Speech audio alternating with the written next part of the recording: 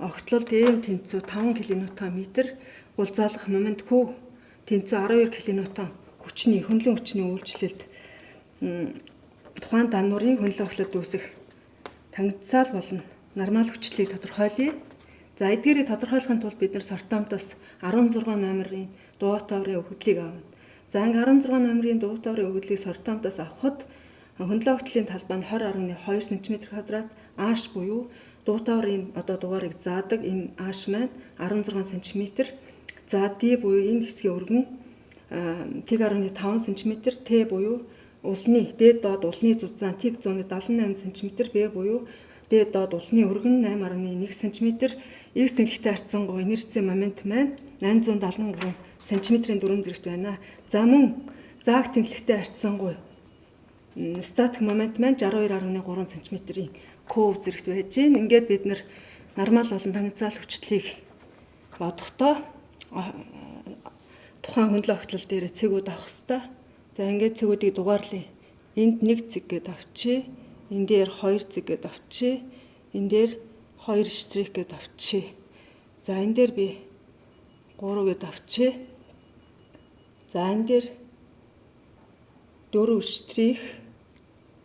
За 4 5 9 цэгүүдийг авчи. За ингээд бид нар өгөгдлөө ашиглаад нормал болон тангидсаал хүчлийг тодорхойлъё. За зааг тэнхлэгээс Y-Z. Өөрөөр хэлбэл зааг тэнхлэг гэдэг нь энийг хэлж байгаа. Өөрөөр хэлбэл зааг тэнхлэг гэдэг нь тухайн даннуур өөрөөр хэлбэл M болон Q, M гулзаалах момент Q хөндлөн хүчний үйлчлэлээр гулзаахад өөрөөр хэлбэл суналт болон шахалтанд ордоггүй тэр тэнхлэгийг зааг тэнхлэг гэж нэрлэдэг. Өөрөөр хэлбэл шахалтын зоон болон суналтын зооныг зааглаж байгаа тэнхлэгийг бид нар зааг тэнхлэг гэж нэрлэдэг байж байгаа. За өөрөөр хэлбэл зааг тэнхлэгээс өөрөөр хэлбэл Y-Z заадах нормал хүчлийг бид нар тодорхойлохдоо M-ийг хуваах нь X үржих нь Y гэж тодорхойлдог байж байгаа.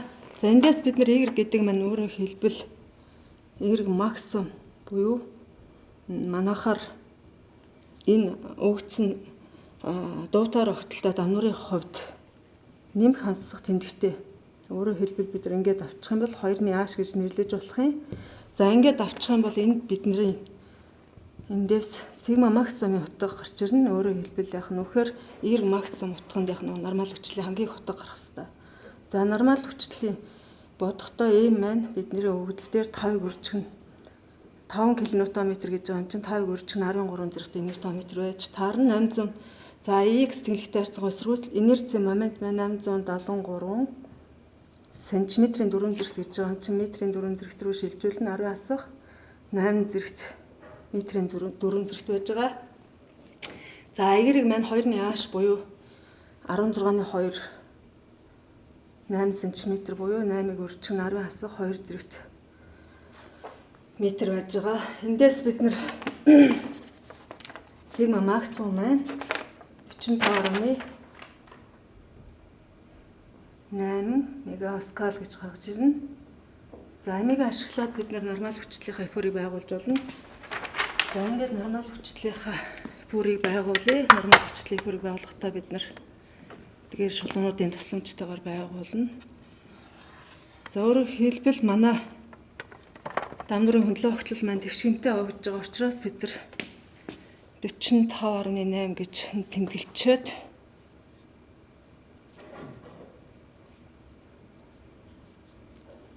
за энэ дээр манайх нь үхээр нормал хүчтэй маань байж байгаа.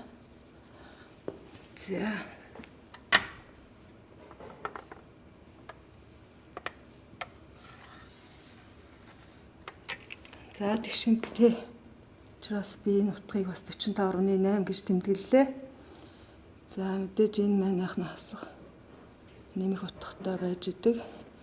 За өөрөөр хэлбэл бидний нормал хүчлийн бүрийг байгуулахдаа нэмэх хасах тэмдгийг бодолцох хэрэгтэй. Өөрөөр хэлбэл биднэрт өгөгдсөн момент манайх вэхээр шууд 5 кНм гээд өгөгдсөн байгаа учраас би нэмэх утгыг энэ талдаа хавсарлаа. Хэрвээ бид нэр огтлол тус бүрийг хийгээд тэндээс авсан утга маань модулаар нь авсан моментийн утга маань хасах тэмдэгтэй гарах юм бол бидний момент нормал хүчлэх бүр маань ингэж зурагдах хэвээр.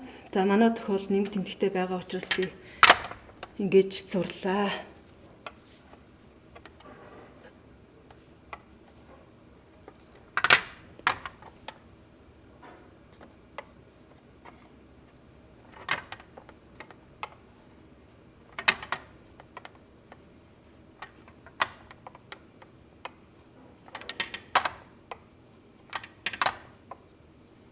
За өөрөөр хэлбэл нормал хүчлийн утга маань эндээс эфүрийг харах юм, нормал хүчлийн утгуудаар зурсан эфүрийг харах юм бол нормал хүчлийн утга маань зааг тэнглэхээс хамгийн хол цэг дээр максимум утгаа авч байгааг бид нэр харж байгаа юм. За ингээд цаашид бид нэр тангенцаал хүчлээ бодож гарах хэрэгтэй. Тангенцаал хүчлээ бодож гаргахын тулд бид нэр Журавскийн томьёог ашиглах хэрэгтэй. За Журавскийн томьёо маань 5 тэнцүү хүүг үржих нь x цаг тэглэлтэй харьцангуй статик момент ваад нь b оттой y үржих нь x тэглэлтэй харьцангуй инерцийн момент байж байгаа. За эндээс биднэрт Q маань тогтмол утга байж байгаа. Өөрөөр хэлбэл 12 кН буюу 12-ыг үржих нь 10-3 зэрэгт ньютон байж байгаа. За манайхаар B отоо Y маань хавсах хэмжигдэхүүн болно. X цаг тэнглэлтэй харьцангуй статик момент маань хавсах хэмжигдэхүүн болно. X тэнглэлтэй харьцангуй инерцийн момент маань тогтмол утга байж байгаа. Тэгэхээр энэ хоёр утгаа тавьчихъя. 873-ыг үржих нь 10-ын хасах 8 зэрэгт метрийн 4 зэрэгт байж байгаа. Ингээд энд бид нар X буюу X цаг тэнглэлтэй харьцангуй статик момент B оттой Y гэдэг маань тухайн одоо цэгүүд 1 2 штрих цэгүүд дээр бодож байгаа тохиолдолд тухайн хэсгийнхэн өргөнийг илэрхийлж байгаа хэмжигдэхүүн байж байгаа. За ингээд нэг цэг. За ингээд бидний авсан энэ дуутаар огтлол маань тэгш хэмтэй байгаа. Тэгшийн үед өөрөөр X цаг тэнглэлийн дагуу бид ингээд нуглаад тавихад 1 5 цэг 2 4 цэг 2 штрих 4 штрих цэгүүд давтсаж байгаа. За ингэхээр бид нар яах вэ гэхээр 1 цэг 5 цэг дээр бодъё. За эндээс харах юм бол 1 5 цэгүүд дээр өөрөөр хэлбэл B оттой Y гэдэг маань за 1 цэг 5 цэгийн хувьд улдны өргөн буюу манайхаар 8.1 см байж гин. За тэгвэл одоо X цаг тэнглэлтэй харьцангуй статик моментуудыг бодъё.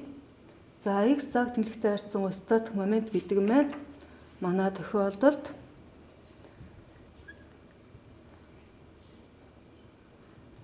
тухайн одоо 1 цэгийн дээдлэлт байгаа эсвэл 5 цэгийн доотлолт байгаа талбайг бид нэр юугаар оруулах ёстой вэхээр зааг тэнглэхээс тухайн дүрсийн хүндийн төв хүртэлх зайгаар үржүүлэх ёстой. За манай тохиолдолд 1 цэгийн дээдлэлт дүрс байхгүй байна. 5 цэгийн доотлолт дүрс байхгүй байгаа учраас А маань тийг болно. За хүндийн төв ч гэсэн тийг болж байгаа. Эндээс бид нэр яах вэ гэхээр 5 гэдэг маань тийг болно гэж гаргаж ирлээ. За ингээд 2 штрих цэг 4 штрих цэгүүдээр бодъё. 2 штрих 4 штрих цэгүүдээр бодъё. За энэ дээр бодох юм бол за ингээ харах юм бол B дээр 2 маань яг нь тэнцүү байна гэсэн үг. Өөрөөр хэлбэл B2 одтой Y тэнцүү, B4 одтой Y тэнцүү. Улны өргөн буюу манайхаар 8.1 см байж гин. За тэгвэл B2 штрих B4 штрих маань за D буюу хэд байх нь вэ? 1.5 см байх нэ. 1.5 см байх нь. За тэгвэл энэ хэсгүүд дэх өөрөөр хэлбэл тэр 2 штрих 4 штрих цэгүүдийн статик моментуудыг тодорхойлъё.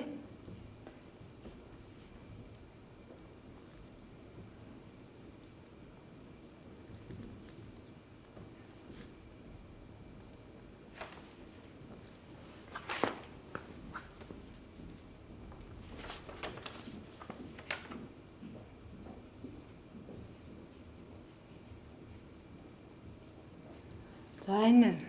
За өөрөөр хэлбэл 2 штрих цэгийн дээдлэх дүүрсэхээр тэгшүүнцэгт байж таарна мэдээж яг хөхөр улны өргөнийг зузаанаар үржүүлэн зузаан манайх нь үхээр Т яаж байгаа. Өөрөөр хэлбэл тэр хэсгийн талбай гэсэн үг шүү дээ. Б үржин Т. За эрг Ц гэдэг маань 2-ны аашаас асах нь 2-ны аашаас асах нь. За 2-ны Т гэсэн үг байх нь. За эндээс энэ хэсгийн статик моментууд нь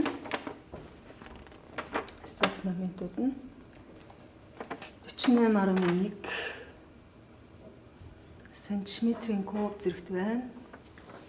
За ингээд эдгээр утгуудыг ашиглаад бид нэр энэ цэгүүдтэй харьцсан цэгүүд дээрх тангенцаалгчлуудыг тодорхойлъё гэж.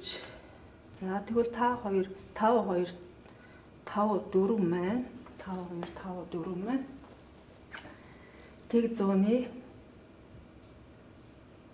82 мегапаскал.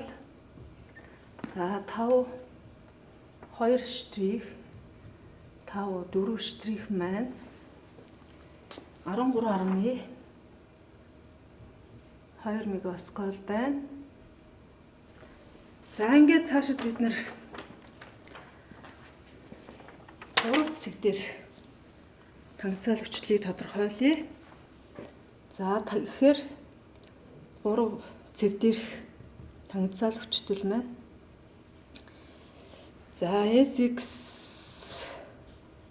3 цэгээс дээш дүрсийн статик момент маань манай зааг тэнглэгтээ давхцаж байгаа учраас гэж тэмдэглээд за өгдөл дээр маань x зааг тэнглэгтээ харьцсан статик момент маань 62.3 см-ийн куб зэрэгт байна. За энэ хэсгийн өргөн маань d буюу 1.5 см байж байна. За эдгээр өгдлүүдийг ашиглаад 3 цэг дээрх тангенцаалгчлалын утга маань орлуулаа бодох юм бол 17.1 мегапаскал гарч байна. За тэгвэл бид нар тангенцаалгчлалуудын тухайн цэгүүд харгалзах утгуудыг одоо авчихсан чинь одоо бид нар тангенцаалгчлалынхаа эфурыг байгуулъя.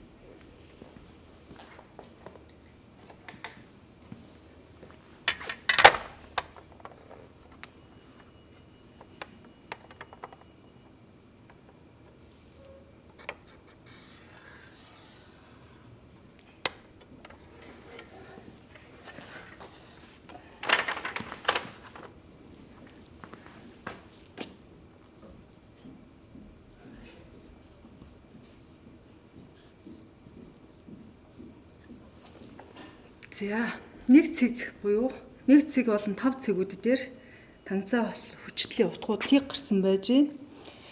За 2 болон 4 цэгүүд дээр тангенцаал хүчтлийн утгууд тэг 182 мегапаскал гарсан байна. За тэг 182 мегапаскал. За дараа нь 5 2 штрих 5 4 штрих буюу 2 штрих 4 штрих цэгүүд дээр тангенцаал хүчлийн утгууд маань 13.2 2 мегапаскал гарсан байна. За 13.2 мегапаскал.